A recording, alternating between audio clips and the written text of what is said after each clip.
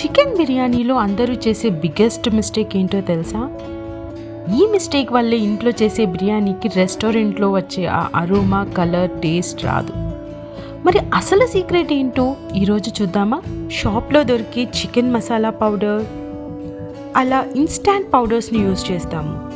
But మనకు the best taste రావాలి అంటే ముందుగా ఊళ్ళో చూపిస్తున్న అన్ని హోల్ గరం మసాలాని డ్రై రోస్ట్ చేసుకొని పౌడర్ చేసుకోవాలి.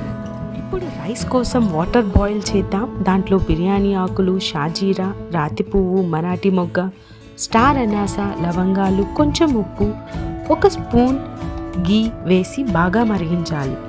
ఎందుకంటే అసలు దమ్ మ్యాజిక్ మ్యారినేషన్. ఇప్పుడు చికెన్ మ్యారినేషన్. వాష్ చేసిన చికెన్లో మనం తయారు చేసుకున్న మసాలా పౌడర్, పచ్చిమిర్చి, కొత్తిమీర పేస్ట్, కారం, పసుపు, కర్డ్, ఉప్పు వేసుకొని బాగా కలుపుకోవాలి.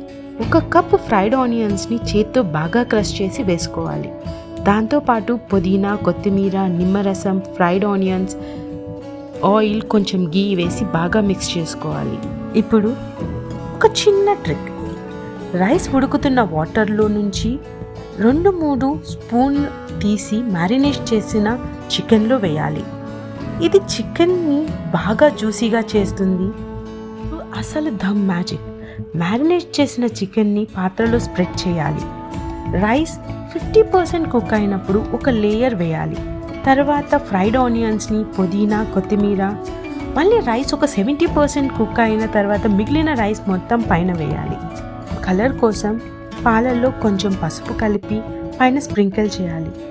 మిగిలిన ఫ్రైడ్ ఆనియన్స్, పుదీనా, కొత్తిమీర కూడా వేయాలి. ఒక సీక్రెట్ స్టెప్. రైస్ బాయిల్ చేసిన వాటర్ని అడ్జస్ట్ చుట్టూ కొంచెం కొంచెంగా పోయాలి. అప్పుడు ప్రతి గ్రెయిన్లోకి ఫ్లేవర్ బాగా చేరుతుంది. టిష్యూ పేపర్తో కవర్ చేసి మూత పెట్టి కింద ఒక ప్యాన్ పెట్టి దమ్ ఇవ్వాలి. 10 minutes హై ఫ్లేమ్లో, 5 minutes లో ఫ్లేమ్లో దమ్ ఇస్తే సరిపోతుంది.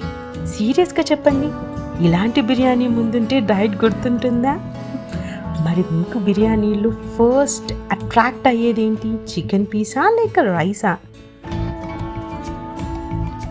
ఇలాంటి మరెన్నో వీడియోస్ కావాలి అంటే నా ఛానల్ని లైక్ చేసి, షేర్ చేసి, సబ్స్క్రైబ్ చేసుకోండి. మీ వాల్యుబుల్ ఫీడ్బ్యాక్ని నాకు కామెంట్స్లో తెలియజేయండి. Thank you.